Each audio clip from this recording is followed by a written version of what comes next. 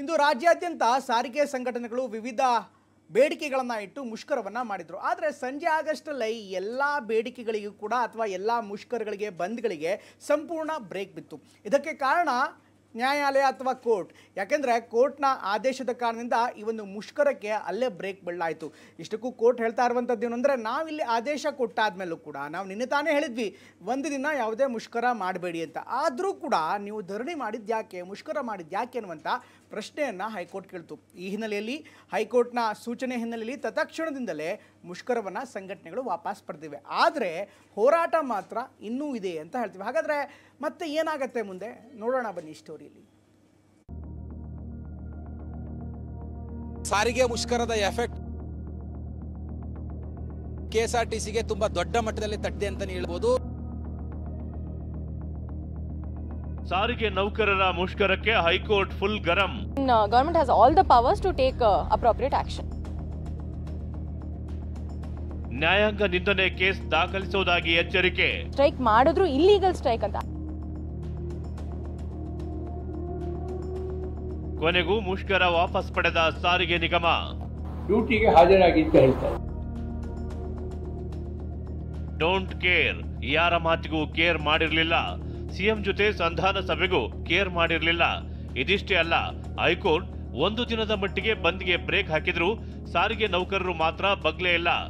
ಇಂದು ಸರ್ಕಾರದ ವಿರುದ್ಧ ರಾಜ್ಯಾದ್ಯಂತ ಸಮರ ಸಾರೇ ಬಿಟ್ಟಿದ್ರು.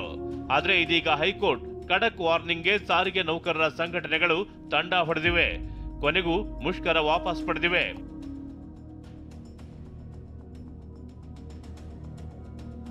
ಇಂದು ಮತ್ತೆ ಹೈಕೋರ್ಟ್ನಲ್ಲಿ ಸಾರಿಗೆ ಮುಷ್ಕರ ಪ್ರಶ್ನಿಸಿದ ಪಿಐಎಲ್ ವಿಚಾರಣೆ ನಡೆಯಿತು. ಸಿಜೆ ವಿಭು ಭಕ್ರು ಮತ್ತು ನ್ಯಾಯಮೂರ್ತಿ ಸಿಎಂ ಜೋಶಿ ಅವರಿದ್ದ ಪೀಠದಲ್ಲಿ ಅರ್ಜಿ ವಿಚಾರಣೆ ನಡೆಯಿತು. ಸರ್ಕಾರದ ಪರ ಎಜೆ ಶಶಿಕಿರಣ್ ಶೆಟ್ಟಿ ವಾದಿಸಿದ್ರು. ಮುಷ್ಕರದಿಂದ ಜನರಿಗೆ ತೊಂದರೆ ಆಗಿದೆ ಅಂತ ಹೈಕೋರ್ಟ್ಗೆ ಮಾಹಿತಿ ನೀಡಿದ್ರು.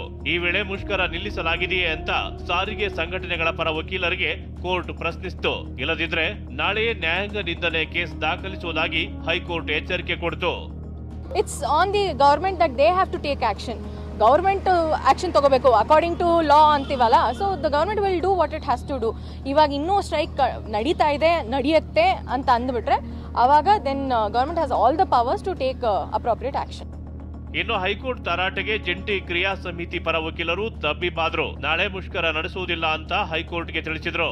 ಇನ್ನು ಕೋರ್ಟ್ ತರಾಟೆ ತೆಗೆದುಕೊಳ್ತಿದ್ದಂತೆ ಜಂಟಿ ಕ್ರಿಯಾ ಸಮಿತಿ ಅಧ್ಯಕ್ಷ ಅನಂತ ಸುಬ್ಬರಾವ್ ಸಾರಿಗೆ ಸಿಬ್ಬಂದಿ ಈ ಕ್ಷಣದಿಂದಲೇ ಕರ್ತವ್ಯಕ್ಕೆ ಹಾಜರಾಗಿ ಅಂತ ಸೂಚನೆ ಕೊಟ್ರು. ಮತ್ತೆ ಎಲ್ಲ ಕೆಲಸಗಾರರಿಗೂ ಮುಷ್ಕರ ಮಾಡಿದಕ್ಕೆ ಥ್ಯಾಂಕ್ಸ್ ಹೇಳಿ ಡ್ಯೂಟಿಗೆ ಹಾಜರಾಗಿ ಅಂತ ಹೇಳ್ತಾರೆ. ಮತ್ತೆ ನೆಕ್ಸ್ಟ್ ಹೈಕೋರ್ಟ್ ಹಿಯರಿಂಗ್ ಆಗುತ್ತೆ. ನಾವು ಕೇಸಿಗೆ ಪೂರ್ಣವಾಗಿ ಭಾಗವಹಿಸಿ ಸರ್ಕಾರಕ್ಕೆ ಡೈರೆಕ್ಷನ್ ಕೊಡಿ ಅಂತ ಕೋರ್ಟ್ ನಾವು ಕೇಳ್ತೀವಿ. ನಮ್ಮ ಜೊತೆ ಮಾತುಕತೆ ಮಾಡಿ ಸೆಟ್ಲ್ ಮಾಡಿ. ಹೈಕೋರ್ಟ್ ಆದೇಶದ ಬೆನ್ನಲ್ಲೇ ಬಸ್ ಸಂಚಾರ ಪುನರಾರಂಭಗೊಂಡಿದೆ. ಆದ್ರೆ ಇದಕ್ಕೂ ಮುನ್ನ ದಿನಪೂರ್ತಿ ಏನೆಲ್ಲ ಆಯ್ತು ಅನ್ನೋದನ್ನ ತೋರಿಸ್ತೀವಿ ನೋಡಿ.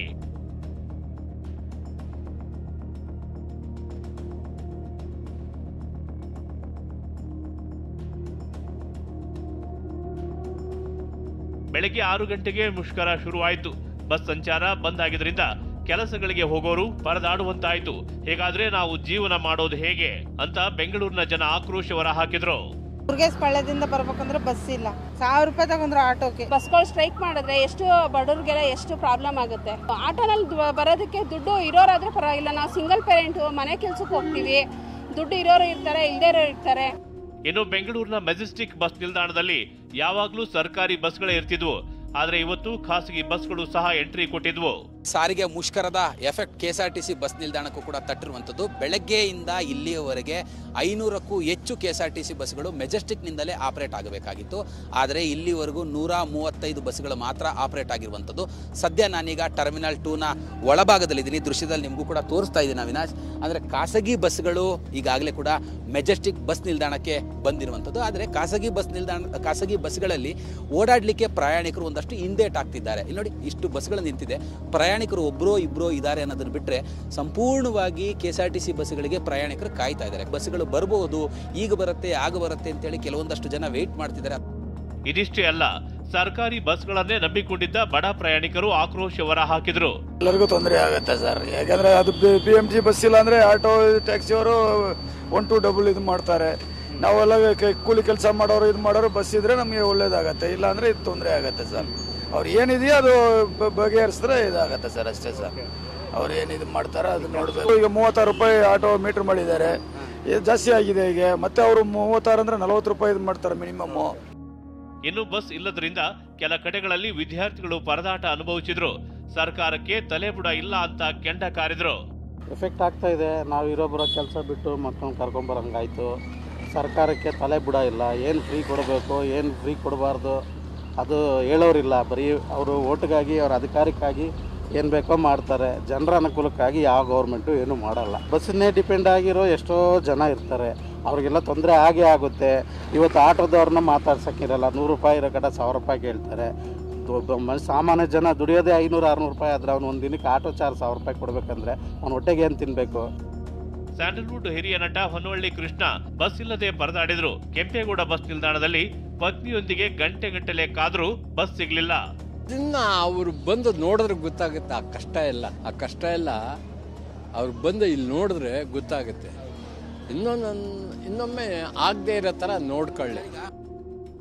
ಸರಿಯಾದ ಸಂಬಳ ಸಿಗದಿದ್ದಕ್ಕೆ ಬಿಎಂಟಿಸಿ ಚಾಲಕನ ಕಣ್ಣೀರು. ಸಾರಿಗೆ ಸಂಸ್ಥೆಯಲ್ಲಿ ಕೆಲಸ ಮಾಡ್ತಿರೋರು ಮನುಷ್ಯರು ಅಲ್ವಾ ಸರ್? ಅವರಿಗೆ ಹೆಂಡತಿ ಮಕ್ಕಳು ಇಲ್ವಾ ಅಂತ ಸರ್ಕಾರದ ವಿರುದ್ಧ ಬಿಎಂಟಿಸಿ ವಾಯುವಜ್ರ ಚಾಲಕ ಮಹಾಲಿಂಗಯ್ಯ ಕಣ್ಣೀರು ಹಾಕಿದ್ರು.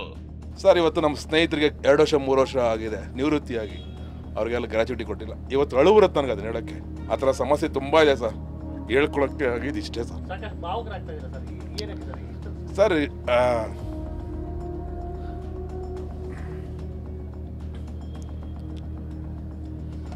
ಒಬ್ಬ ರಾಜ್ಯದ ಮುಖ್ಯಮಂತ್ರಿ 3 ಸರಿ ಮೀಟಿಂಗ್ ಕರೆದು ಸರ್, ನಮ್ಮ MDಗಳು ಸಹ ಏನು ಆಲೋಚನೆ ಮಾಡ್ತಾರೆ ಅಂತ ಯೋಚನೆ ಮಾಡಬೇಕು. ಸಾರಿಗೆ ಸಂಸ್ಥೆಯಲ್ಲಿ ಕೆಲಸ ಮಾಡ್ತಾರೆ ಅವರು ನೌಕರರು, ಮನುಷ್ಯ ಅಲ್ವಾ ಸರ್?